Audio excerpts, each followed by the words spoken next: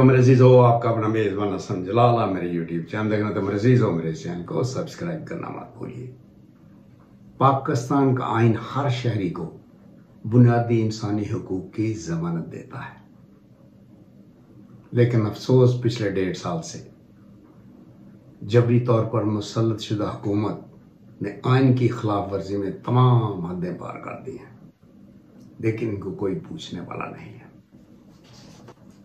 पाकिस्तान में रजीम चेंज के बाद पाकिस्तान के आइन में इन्होंने 20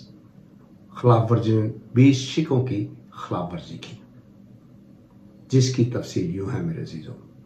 आर्टिकल 9 शहरी की हिफाजत, आर्टिकल 10 के तहत मुनसफाना ट्रायल, आर्टिकल 16 एहतजाज की पूरी आज़ादी, आर्टिकल 19 तकरीर करने और आवाज़ उठाने की पूरी आज़ादी देता है, आर्टिकल 14 इंसान के वक़ार और इज्जत की हिफाजत करना, आर्टिकल 224 जो सबसे इम्पोर्टेंट है मेरे अजीज़ों, हमारे आइन के मुताबिक असम्बली तहलील होने के बाद 90 दिन में इलेक्शन करवाना लाजम है। और फिर आर्टिकल 6 आइन तोड़ने वाले पर गद्दारी का मुकदमा यानी उसे सजाए मौत भी दी जा सकती है। अब आइए हमारे मौजूदा एक्स प्राइम मिनिस्टर जनाब नवाज शरीफ साहब, जिसको दोबारा इंपोर्ट किया गया है, इसके काली करतूतों की तफसील मैं आपसे शेयर करूंगा।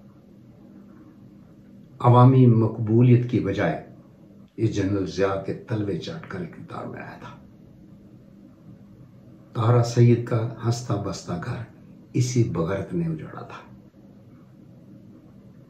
इलेक्शन के दौरान ISI से इसने पैसे लिए। छांगा मांगा की सियासत का आगाज भी इसी ने ही किया था। करप्शन पर नाअहली के बाद इसने सुप्रीम कोर्ट की बिल्डिंग पर अपने गुंडों के जरिए हमला भी करवाया। फिर चीफ जस्टिस जनाब सज्जाद अली शाह को इसने खरीदने की भी कोशिश की, जो कि एक नाकाम कोशिश थी। आर्मी चीफ जनरल जहांगीर करामत की जबरी रिटायरमेंट करवाई, क्योंकि वो इसका कोई कहना नहीं मानता था। मनी लॉन्ड्रिंग के पैसे से 1992 में लंदन फ्लैट्स की खुफिया खरीदारी की और फिर सदर गुलाम हुसैन से इसने पंगा लिया, जिसने इसे नाअहल करार दिया।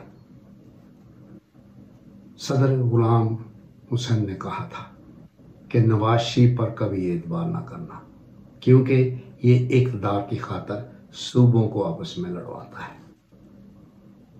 नवाबजादा नसरुल्लाह खान ने कहा था, नवाज शरीफ जब मुश्किल में होता है तो आपके पांव पड़ जाता है और इक़्तिदार में आकर आपके गिरेबान में हाथ डालता है।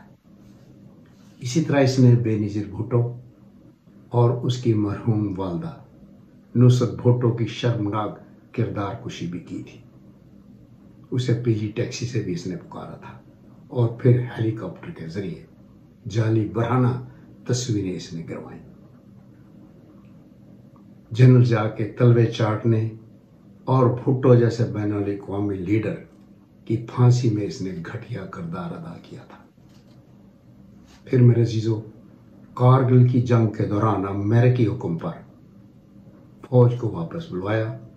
पाकिस्तान में रजीम चेंज के बाद 20 से ज़्यादा शिकों की इसने खिलाफवर्जी की और जीती हुई जंग इसने हार में बदल दी थी मेरे अजीजों। और इस वक्त हमारी अदालतें इसके जुर्मों को इस तरह माफ कर रही हैं, जैसे एक मैयत पर लोग आवाज़ देते हैं कि किसी ने इस मैयत से कोई कर्ज लेना है तो ले ले, तो लोग उसे माफ़ कर देते हैं। इस वक्त हमारी अदालतों की भी यही पोजीशन है मेरे अजीज़ों। मेरे बहनों और भाइयों, अगर आपको मेरी ये वीडियो पसंद आए तो इसे शेयर ज़रूर कीजिए। इसके साथ मैं आपकी दुआओं से आपसे चाहता हूँ, इमरान खान जिंदाबाद, पाकिस्तान पाइंदाबाद।